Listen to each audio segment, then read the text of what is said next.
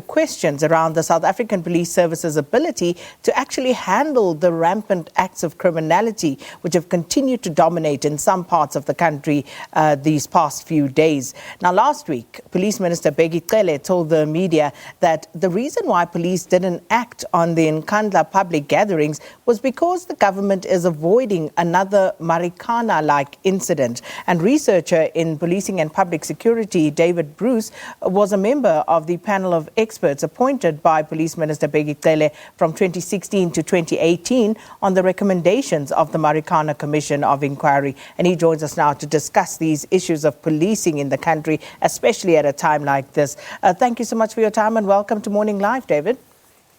Morning. Good morning to listeners as well.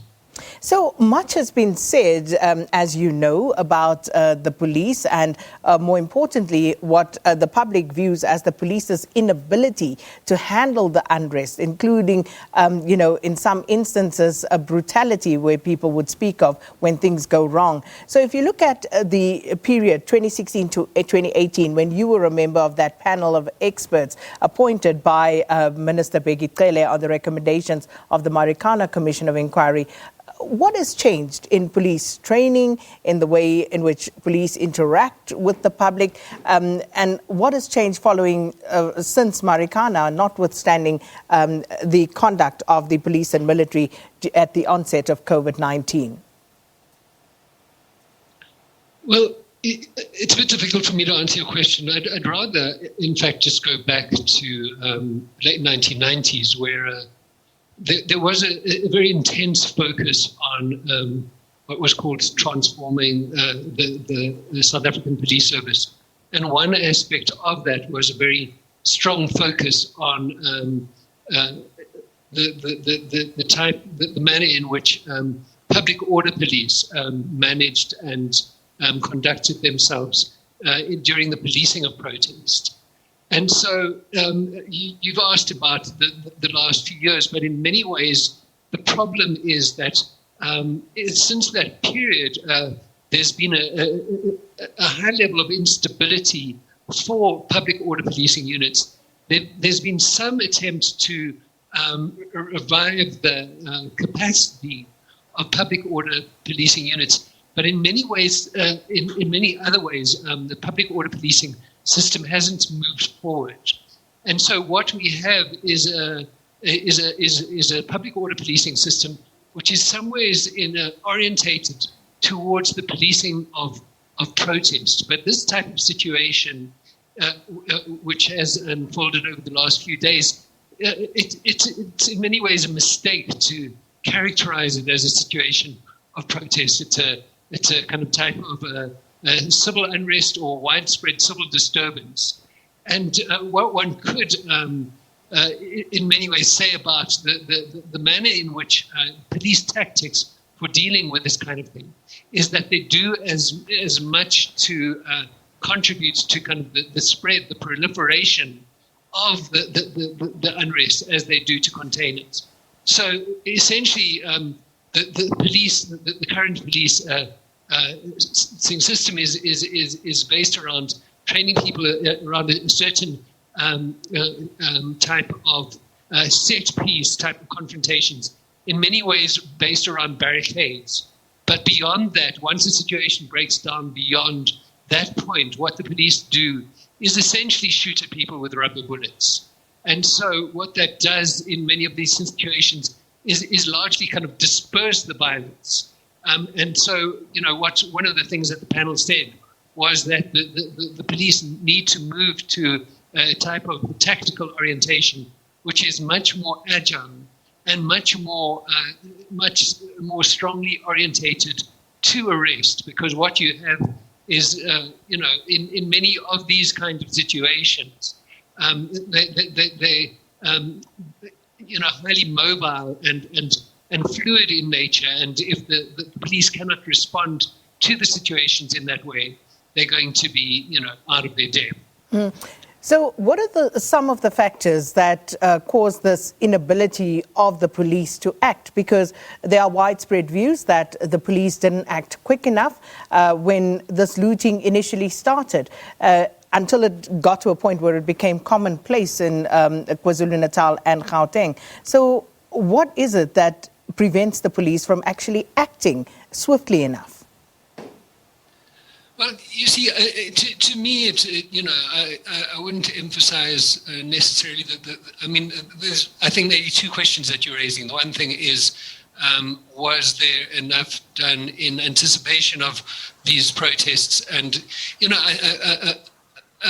we could talk about that, but, my main the questions or criticisms that I would raise would be not about whether they responded swiftly enough, but whether the types of responses that they have are suited to this type of thing.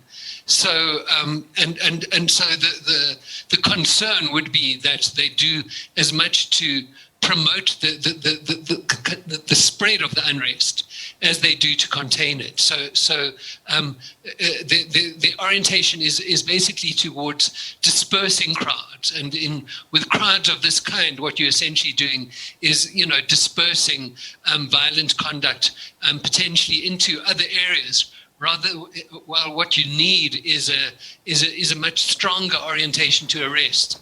And so, for instance, last night, President Ramaphosa indicated that there'd been in the region of 160 arrests in KwaZulu-Natal and just over 300 in Gauteng.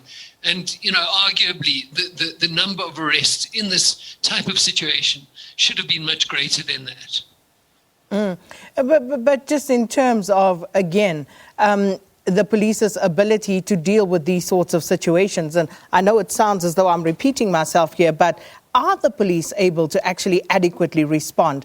Because this is a country where we have a protest every other day, and looking at the type of unrest that has flared up over the last few days, are the police actually adequately equipped? Are they adequately prepared, supplied to actually deal with this type of unrest situation? Or are we likely to see this type of thing continue because the police will not be able to deal with it?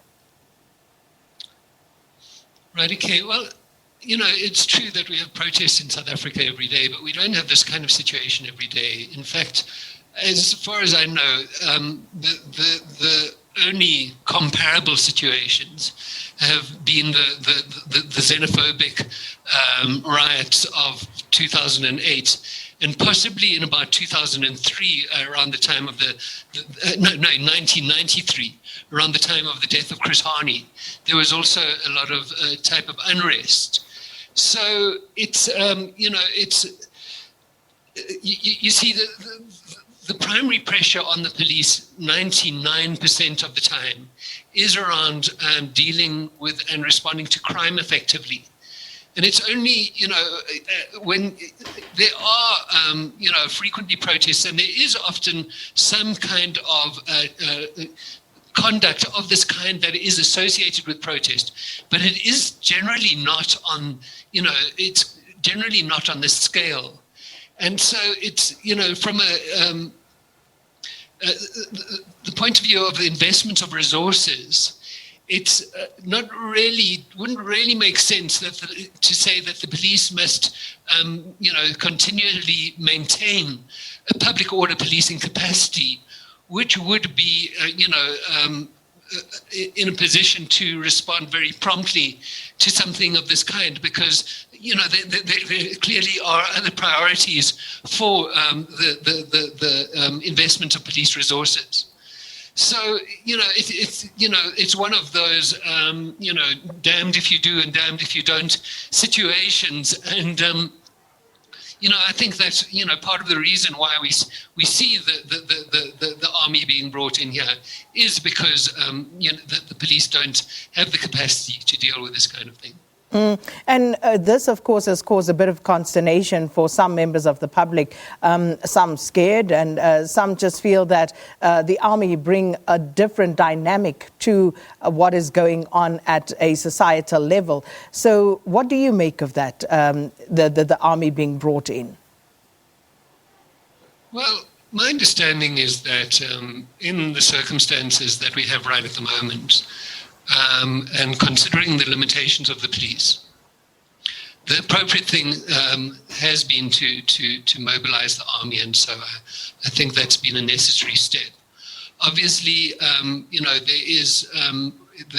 is, for instance, still the memory of the killing of Collins Khoza last year in April, and so there is obviously a serious concern about how members of the military will conduct themselves, and so the role which they are supposed to play is supposed to be to support the police, to make it possible for the police to do their work. And I think it has to be very clear that, that should be their role, that they shouldn't be acting kind of independently of the police. And, but I think having, I think in many of these situations, there aren't actually that many, the police are overextended in many ways. They're being deployed to many areas. There aren't necessarily sufficient police personnel on the ground, and having the kind of support of members of the military will, hopefully create an environment where the police are better able to do their work. And just generally, do we have enough police officers on the ground? And, speaking to the point that you just made about the military, and the military have released a statement, the South African National Defence Force, about where they will come in, and that they will not be taking over the operational role of the South African police services. But what happens in a case where, as we've seen, the police are overrun, people now, get into situations whereby they are not pulling back? Does the military, do the army members just stand there and watch things, because that's the role of the police, to deal with those civilians? How will that play out? Well, I must say I'm not exactly sure of some of the specifics of these situations, but I think, partly what one might understand is that the role of the military is to provide reassurance and security to the police. So, for instance, if the police were to come under attack, there might be a role for the army in providing some kind of protection to them. And so also just, I think the presence of the military, people in uniform, in areas where there has been chaos and instability does provide some kind of greater feeling of security to people, and just a much stronger sense that this isn't an environment where people can get away with anything. Well, we'll have to leave it there. But thank you so much for your time this morning.